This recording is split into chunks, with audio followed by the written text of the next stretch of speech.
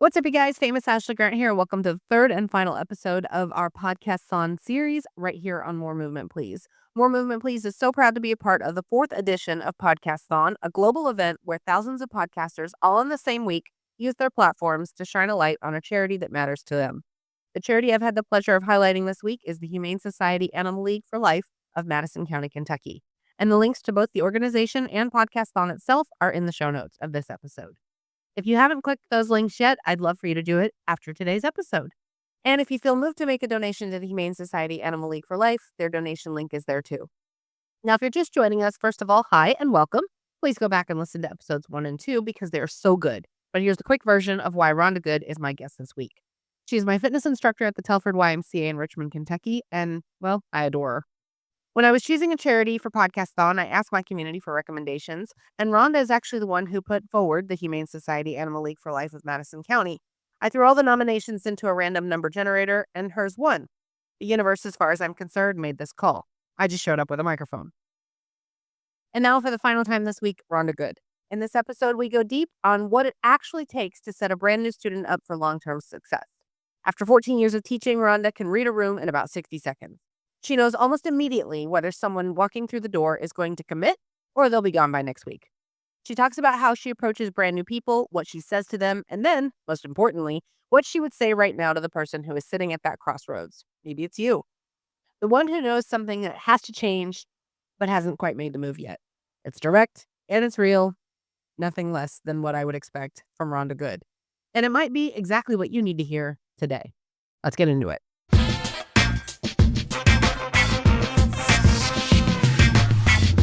Well, I'm going to transition again. And all right, so last time we covered plateaus, the 21-day habit rule, the 3 do's and don'ts for beginners. And that episode that you call the preachy episode, it was actually really good. But I want to go even deeper on those patterns because in 14 years, you've seen the same stories play out over and over again. And I want to know, well, what you know. So when someone first walks in your class and you said you can tell pretty quickly who's going to stick with it and who isn't, what are the signs, the things that people don't even realize that they're broadcasting that tell you whether or not they're going to be in it for the long haul? Well, usually when you're talking to them, like if I go introduce myself and say, hey, have you ever done whatever the format is and yes or no? And then, okay, well, and I'll say, well, my class is more whatever the class is. And then I'll say, do what you can, and I'll sound wild. But I'll say, so, do what you can. Don't feel bad that you can't keep up because, some of them have been with me for years and they can't keep up, sort of thing. Um, but some of them just like they'll look down at the floor or they look away like, oh, I'm not really gonna be here very long. So it's usually that. Um, or then the people that, once class starts, they just stop and stare at you. And it's not that they're lost. They literally just stop like, oh, I can't do I this. didn't sign up for this. So yeah, it's usually those folks. Okay. All right. You Well, one of your students sent me the most thoughtful message before this interview, and I want to read part of it to you because I think it deserves a real answer. She wrote about watching your regulars, people who have been with you for years, and how they know your routines. They know you, they trust you. And then a brand new person comes in and they see all of that from the outside. Do you think it intimidates the new people when they walk in the room? um I don't think so, just because most of my folks are pretty welcoming. I mean, new people in a gym are going to be intimidated in general. That's part of the whole thing about gyms. But when you've got people in class that are every body shape, every age, every color, I don't think that people are necessarily intimidated. And new people tend to go to the back anyway, where they feel safer. And so, um, not at our place. I mean, there are gyms that are definitely because there are classes. Because I mean, when I was a student even, you walking in classes, got your little cliques in the corner, this little group and that little group, and they don't say anything to the people. And there's always somebody, whether it's just because they're nosy or because they're nice or a combination of both, that's gonna always say something to new folks. Yeah. So not at the Y. Okay. All right. Just curious. No. All right. Well, you've seen people hit their goals, completely transform their lives. I know definitely transformed mine. You've seen them get off medications. You've watched people come back year after year after having the same conversations, and some of them make zero progress. What separates the two groups, the ones that actually make the big change versus the ones that, well, are stagnant? The ones that are stagnant refuse to make any little changes, whatever that is. So, whether that's doing a different class or changing their diet just a little bit, they just refuse to do anything different at all. And so those are the ones that, well, if nothing changes, if nothing changes. Yeah. Yeah. Okay. We talk a lot about people, what they should do at the gym, but I want to ask what happens outside of it, because I think that's where most people actually fall apart. What are the lifestyle habits that are not just workout habits that you see that derail people the most? And I know most of it's diet, but I'm curious about all the things. Oh, yeah. Most of it's definitely diet, but it's also just sitting. I mean, so, for typical people, my people are different. So when they come to the gym, they're usually going to work out at least an hour and a half or 2 hours a day. Most people aren't going to do that. Most people are there for maybe an hour. Mhm.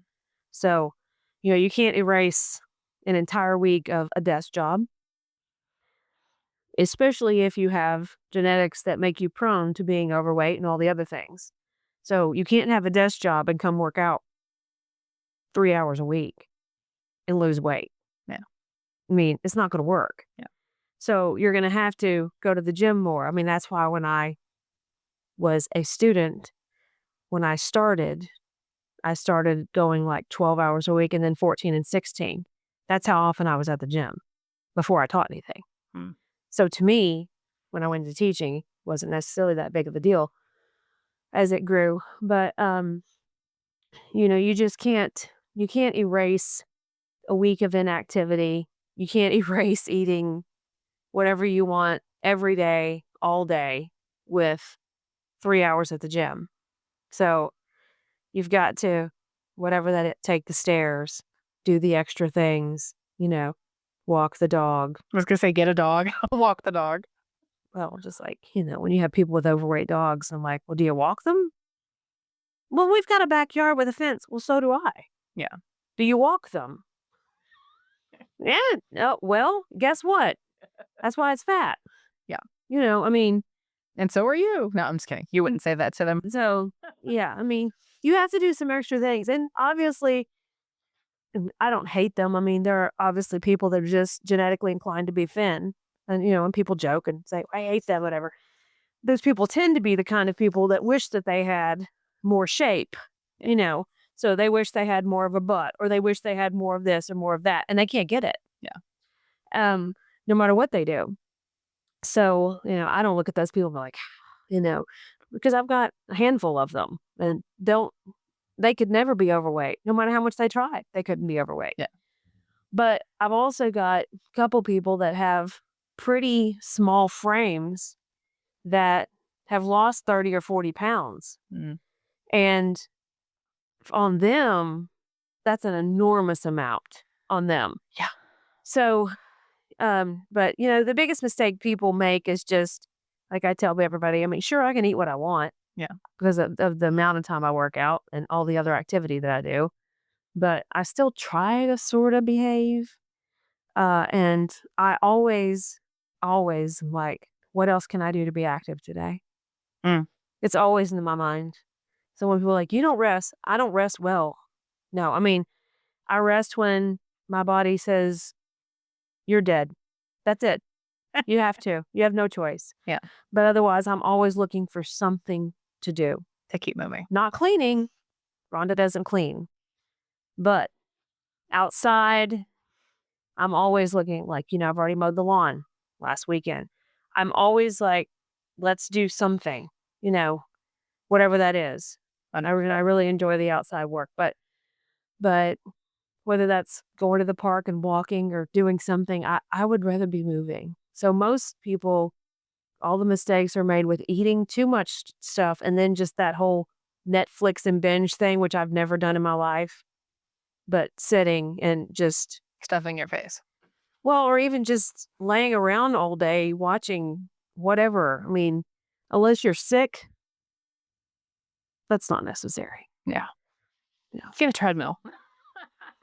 Well, there's a lot of noise out there about nutrition, macros, intermittent fasting, cutting carbs, not cutting carbs, blah, blah, blah. And the thing that I recently complained about is all these influencers pushing this protein powder crap at you.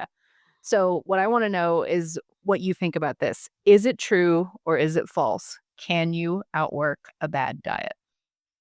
Depends on how bad your diet is and depends on how much you're willing to work. Okay. Okay. So, the typical thing that they say is like for what a woman, you're supposed to have 2,000 calories or whatever it is a day. So, how do you combat that and still lose weight? Well, I mean, because your 2,000 calories, if you're eating like me, a king size dark chocolate Kit Kat at 450 calories or whatever, and that's a quarter of your calories a day. And of course, I don't drink coffees and Starbucks and all that kind of stuff. But if you're consuming in liquid form half or more of your calories in a day, then that doesn't leave you with much. Yeah. And so, nutrient denseness does matter. And it also matters in how you feel. I mean, if you eat fast food and eat out, you don't, well, if you're in a pattern of it, your body doesn't know any different. Yeah. So you're sluggish and you're tired and you don't feel like going to the gym and you don't feel like moving because you're eating junk. Yeah. Every day. Yeah. Once you get out of that mode and then you do it, your body tells you, oh, that was a little much. Yeah. And you're not going to feel well and you're going to feel tired and sluggish. Then I don't care who you are, you're going to. So, can you eat junk every day, all day and lose weight? No. Can you eat junk and lose weight if you're willing to work? Sure. Yeah, but you're going to have to be willing to go to the gym 5, 6 days a week and make the commitment to do it. And some people would rather do that because they like to eat. Yeah. And so, and that's sort of my philosophy is the reason I don't partake in any of that foolishness with excluding anything. Yeah. Is that I'm going to work out. Yeah. But I'm also going to do other things. I mean, I'm not just working out. I'm going to look for ways to move. And if you do that, then you can eat more junk. All right, you heard it here first. You can eat more junk if you just move more. All right. I want to ask you something a little more personal. When someone who has been in your class for a long time and they finally have that breakthrough moment, they hit a goal they've been working toward for months, or they come in and they tell you they got off on medication or whatever it is, how does that feel for you? Like, how does it really feel? Oh, it's definitely a boost because I get tired of this too. It's a job for me. I get tired. I get tired physically. I get tired mentally. I get tired of y'all. I get tired. I mean, clearly. Yes. But then I'll get a message from somebody. Just got one this week. Someone's on vacay. They're hiking. They sent me a picture of the top of the mountain and said, Rhonda, because of your classes, this hike was easy for me. It's an immediate boost. And every time it happens, I'm like, this is why I always show up, even when I don't feel like it. Because that's what matters. People can take care of themselves and can do the things that they want to do without limitations. Yeah. Yeah. Yeah, that's why the girls wanted me to send you the picture. We did a crafternoon, and when I was lifting the 50-pound bags of cement, they're like, "You gotta send that to Rhonda."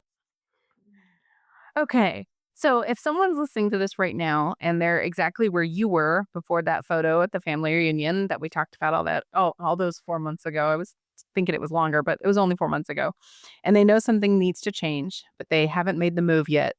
What do you want to say to that person right now? Not the polished version, just get real with them. Always the same. Look at your future 15 to 20 years from now. If you stay in the exact same shape you're now, which is going to get worse because that's how it works. What does your future look like? And if you have kids, what does their future look like? What are you leaving them with? That's good. Always the same. Look at your future 15 to 20 years from now. What does it look like? That's Rhonda Goode. And she's been saying that same thing for 14 years because it is always, always true. This wraps up our Podcasthon series, and it has genuinely been one of my favorite things I've ever done on this podcast. If you enjoyed these episodes, I want to encourage you to head over to podcasthon.org. You'll find so many other charities that are being highlighted by incredible podcasters from all over the world this week. It's a beautiful initiative, and I'm honored to have been a part of it. Please also take a moment to visit the show notes for the link to the Humane Society Animal League for Life of Madison County, Kentucky.